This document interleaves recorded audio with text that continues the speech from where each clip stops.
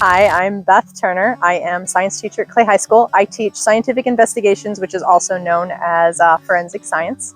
You can only look at hair and fiber in a microscope for so long before it gets kind of boring. And I talked to my neighbor and he was like, oh, you should totally talk to this firefighter that I know. And so Jimmy Wolf came in and talked to me, and we talked fibers burn, synthetic fibers burn extra potent because they have petroleum in them.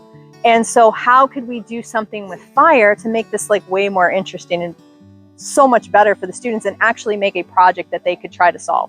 And he came up with the idea that we could build these pods and then we would stick fibers in them, obviously all the furniture. And then the students would actually get the experience of seeing how the fibers actually burn, because now they're looking at what's left of your synthetic fibers. But then they'd actually get to learn how to investigate a fire. When I wrote the grant and asked for the money to actually build these, and then we can store them every year. The drywall protects the wood, so they'll rip the drywall off. And essentially, we're helping a lot more than just my students. Construction kids actually are building the pods because now they're actually making the supply order. They're putting them together. The seniors actually get the experience of drywalling and finishing the drywall on the inside, and then they are going to tear them down and they're going to conserve as much as they can of the wood and everything so that we can store them and use them again. So it's not just my class that's also getting that benefit from it.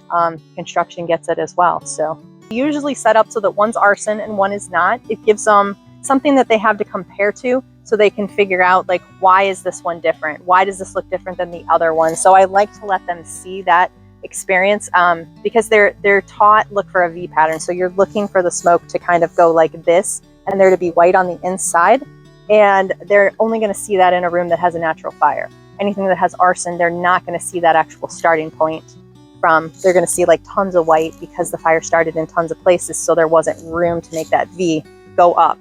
So then you have the story of, did they remove all their personal belongings? Or maybe did they actually burn their own house down because they were interested in the insurance money?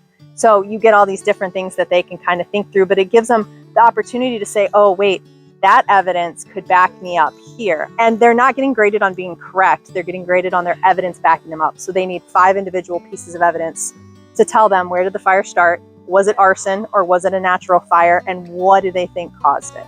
Thank you very, very much for being willing to continue to give us the money to make this happen, because it's the most hands-on, authentic project I can give my students for the entire year.